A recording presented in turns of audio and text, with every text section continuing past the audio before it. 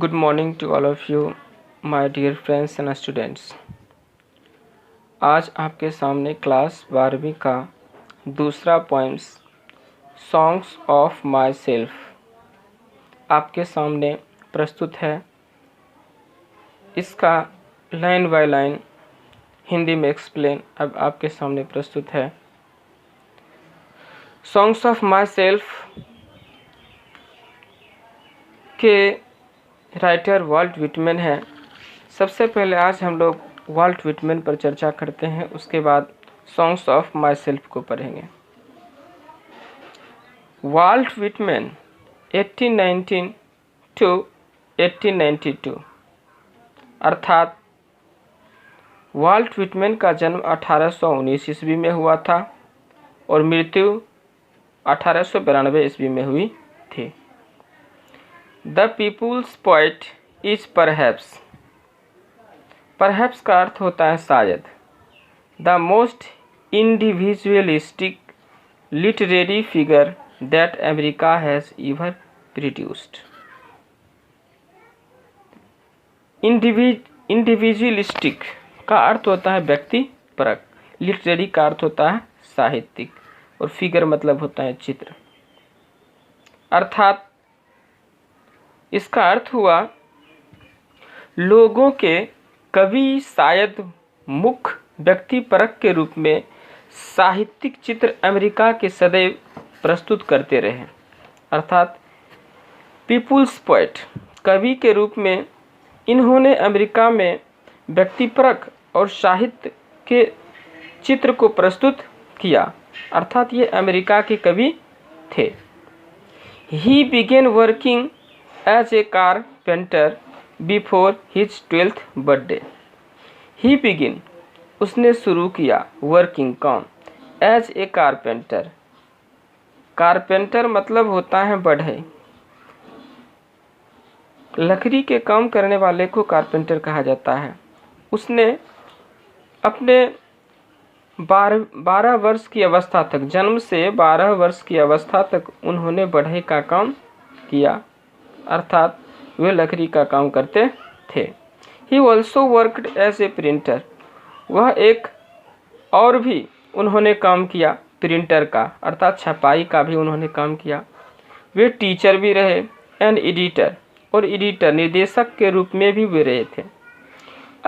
And was volunteer nurse during the civil war. Volunteer का अर्थ होता है जो वैसा काम जो बिना पैसे लेकर करता है, अर्थात सेवा का काम करने वाले को कहा जाता है वॉलंटियर। अर्थात वे सिविल वार में, गृह युद्ध में वॉलंटियर का भी काम किए थे। विटमैन्स पोएट्री, विटमैन की कविताएं, all of which is collected in leaves of grass. Whitman की कविता का एक संग्रह है जिसका नाम है लीव्स ऑफ ग्रास। ये एग्जाम में बराबर आता है कि विटमैन की कविताओं के संग्रह को क्या कहा जाता है? Leaves of grass.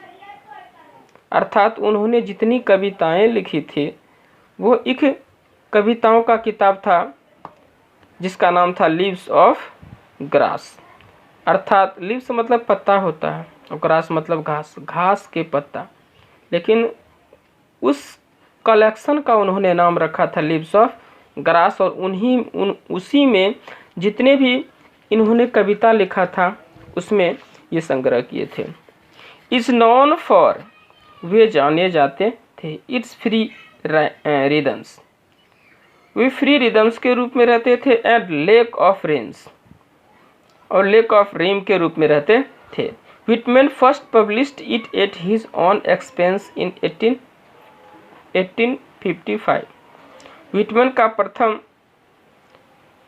संस्करण, अर्थात उनकी कविताओं का पहला संस्करण जो हुआ था, अपने खर्च से, एक्सपेंस मतलब होता है व्यय, खर्च करना, अपने खर्च से उन्होंने 1855 में पहले प्रकाशित किया था।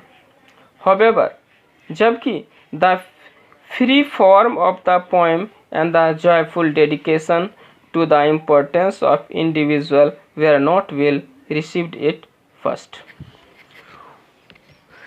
वे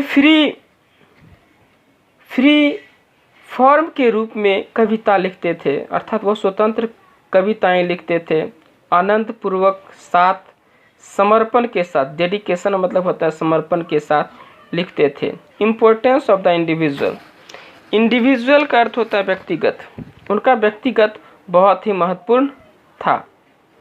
बट उन्होंने लिखा लेकिन उनको वहाँ उतनी महानता नहीं मानी जाती थी। Were not well received at first, प्रथम बार में उन्होंने ऐसा अच्छा चीज़ उनमें नहीं माना गया, उनको उतना अच्छा रिस्पॉन्स नहीं मिला। इनफैक्ट वास्तविक in his collection of poems cost Whitman his job, वास्तविक में उनके कविताओं के संग्रह का कीमत विटमैन का जॉब था। As it was taken to be absence, अब देखिए इनको जो है फूहर के कविता लिखने वाला माना जाता था। एब्सेंस मतलब होता है अश्लील या फूहर, अर्थात ये जो कविताएं लिखते थे उस कविता को फूहर का कविता कहा जाता था। इनकी कविताओं में अश्लीलता ज़्यादा दिखी जाती थी, इसलिए अमेरिका के लोग इनको ज़्यादा मान्यता नहीं दिए थे। बट बाद में चलकर ये बहुत फेमस हुए, जब मर गए तब, डेथ के बाद इन्होंने बहुत फेमस हुए। चलिए अब आगे देखते हैं। इन 1881 1881 में आफ्टर मैनी एडिशंस, बहुत से एडिशंस कर लिए, बहुत से प्रकाशन कर लिए, बाद में leaves of grass finally found a publishers willing, अर्थात लीव्स ऑफ ग्रास को अंत में एक पब्लिशर प्रकाशक हुआ जिसका नाम था विलिंग ने प्रिंट करवाया था। अनसेंसर्ड, अनसेंसर्ड का मतलब होता है अपरिरक्षित, बिना किसी परिवर्तित किए उन्होंने इसको प्रिंट कराया था। लीव्स ऑफ ग्रास का एक प्रकाशक था जिनका नाम था विलिंग, और तब जाकर यहीं से उनका नाम पूरे दुनिया में फैला। आप देखते हैं क्या है, ट्रांसलेशंस ऑफ हिज कलेक्शन, अर्थात इनके कविताओं के संग्रह जो था लिप्स ऑफ ग्रास, उनका अनुवाद किया गया। वेयर इथिसियस्टिकली रिसीव्ड इन यूरोप, इनथिसियस्टिकली का अर्थ होता है उत्साह पूर्वक। इनके कविताओं का संग्रह जो था उसका अनुवाद उत्साह पूर्वक यूरोप में किया गया और यूरोप में ये बहुत नाम कमाए। बट लेकिन अमेरिका में वो ख्याति इनको नहीं मिली थी। बट विटमैन रिमेंड, लेकिन विटमैन को पुनः रिलेटिवली अनएप्रिशिएटेड इन अमेरिका, अर्थात अभी भी इनको अनएप्रिशिएटेड का अर्थ होता है नाचीज समझने का, इनको अभी भी नाचीज समझा जाता था, इनको कम आंका जाता था। अनएप्रिशिएटेड का अर्थ होता है कम आंकना, नाचीज समझना। इन्होंने अपने कविता के संग्रह को अनुवाद तो पूरे यूरोप में कर दिया था, फिर भी इनको उतनी ख्याति नहीं मिली और अमेरिका में इनको कम ही आंका जा रहा था। It was only after his death, लेकिन जब वो मर जाते हैं तो मरने के बाद that he could win appreciations in America, मरने के बाद ये अमेरिका में अपने एप्रिसिएशंस को छोड़ा, अपने आप को सराहना के लायक समझा, इनको समालोचना किया गया। फॉर हिज ओरिजिनल, इनकी वास्तविक जो पोएम थी उससे इनको ख्याति मिली। An innovative expression of America individualism, देखिए इनोवेटिव का अर्थ होता है नवीन, नया संस्करण। एक्सप्रेशन का अर्थ होता है अभिव्यक्तित्व करना, यानी अभिव्यक्ति कहें। तो इनके मरने के बाद अमेरिका में इनका काम को सराहा गया। इनके नवीन संग्रह जो आए उनमें अभिव्यक्ति की गई थी। हिज इम्पोर्टेंस वर्क, उनके द्वारा महत्वपूर्ण किया गया वर्क इंक्लूड है लीव्स ऑफ ग्रास में, जो अंतिम प्रकाशित हुआ था 1855 ईस्वी में। And drum taps. अर्थात अगर एग्ज़ाम में पूछा जाए कि इनके द्वारा इम्पोर्टेंस वर्क क्या क्या है, तो लिप्स ऑफ ग्रास और ड्रम टैप्स है। लिप्स ऑफ ग्रास को 1855 में लिखा गया था और ड्रम टैप्स को 1866 में लिखा गया था।